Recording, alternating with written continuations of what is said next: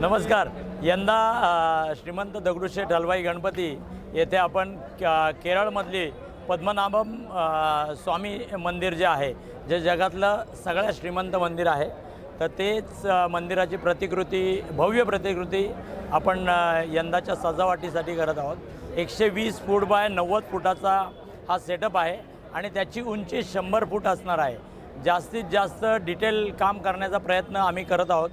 कळसावर म्हणजे गोपूर ज्याला म्हणतात, त्याच्यावर साधारण 500 मूर्त्या असणार आहेत आणि भव्य प्रमाणातले याळी पिलर जे म्हणतात साऊथला, तसे 30 खांब असणार आहेत। याच्यामध्ये एक प्रमुख गणपतीच्या वरच्या बाजूला एक घुमट असणार आहे, त्याचप्रमाणे 3 मोठी सिलिंग असणार आहेत। अशी प्रत्येक ठिकाणी कलात्मकता दाखवण्याचा आम्ही प्रयत्न करत आहोत आणि ही संधी मला मंडळाने दिली, त्याकरता मंडळाचे सर्व पदाधिकाऱ्यांचे व कार्यकर्त्यांचे मी मनापासून आभार मानतो। कामाची आत्ता सुरुवात झाली आहे। 10% काम झालेलं आहे, म्हणजे ज्याला मोल्ड तयार करणे म्हणतात, माती काम करून मोल्ड तयार करणे, ते काम आता पूर्णत्वास चाललेलं आहे आणि आता फायबर प्रोडक्शन आजपासून चालू होणार आहे। आमचा प्रयत्न हा असेल, 25 तारखेला गणपती आहे, 27 ऑगस्टला गणपती आहे, 25 ऑगस्टपर्यंत ही पूर्ण कलाकृती पूर्ण झालेली असेल।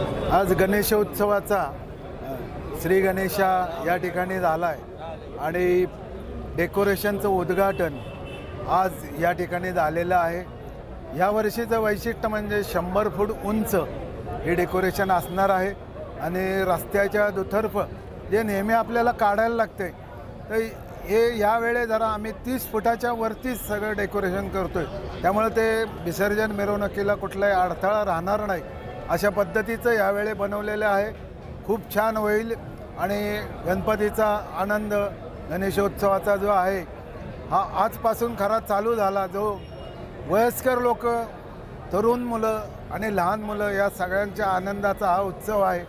याची सुरुवात आज श्रीमंत दगडूशेठ हलवाई गणपती ट्रस्टच्या या पूजेतून झालेली आहे। जय गणेश। जय गणेश।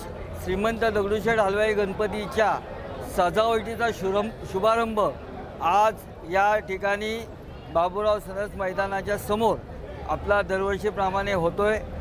आजच्या सजावटीच्या निमित्ताने पुण्यनगरीमध्ये गणेशोत्सवाची चाहूल सुरू होते। पद्मनाभ मंदिराचा, केरळमधील अतिशय सुंदर मंदिराचा देखावा यावर्षी आपण साजरा करणार आहोत। 88 दिवस अजून बाकी आहेत, परंतु आपला प्रयत्न यावेळेस 29 ऑगस्टला गणपती बाप्पाचं आगमन होणार आहे।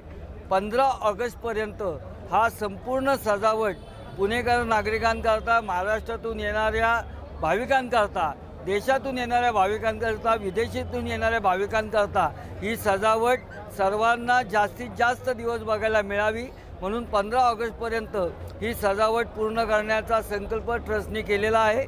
विनायक रासकर यावर्षी ह्या सजावटीचं जे निर्मिती करणार आहेत ते विनायक रासकर आहेत। काळे हे आपले मंडपवाले आहेत आणि त्याला नयनरम्य विद्युत रोषणाई ही वायकर बंधूंच्या माध्यमातून आपली केली जाणार आहे। सजावट हा त्याच्यातला एक भाग आहे। गणेशोत्सव जो आपल्या धार्मिक परंपरेनुसार दगडूशेठ हलवाई अतिशय भव्य दिव्य पद्धतीने करत असते, त्या पद्धतीने यावेळेस नियोजनबद्ध उत्सव हा नेहमीप्रमाणे साजरा होणार आहे आणि यावेळेस काही कोटी लोक या उत्सवात येतील असा आमचा मानस आहे।